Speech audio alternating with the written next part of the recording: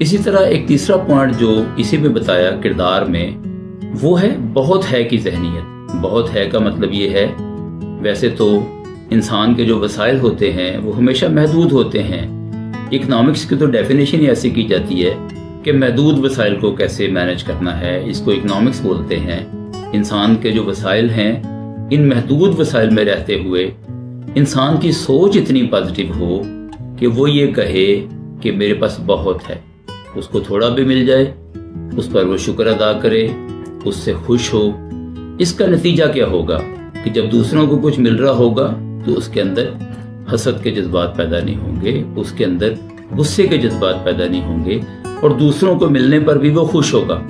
अगर हमने जीत जीत का नजरिया अप्लाई करना है तो इसमें जरूरी है कि एक पार्टी जो बज़ाहिर जीत रही है वो इस बात का ख्याल रखे कि दूसरे की जीत मुमकिन बनाने के लिए उसको कैसे मैंने बर्दाश्त करना है और उसको कैसे मैंने फायदा पहुंचाना है, और अगर इन ताल्लुकात का फायदा उसे पहुंच रहा है तो मैंने खुश दिली से इसे कबूल करना है। और इसके लिए जरूरी है कि उसके जहन में जो बात हो वो हो बहुत है।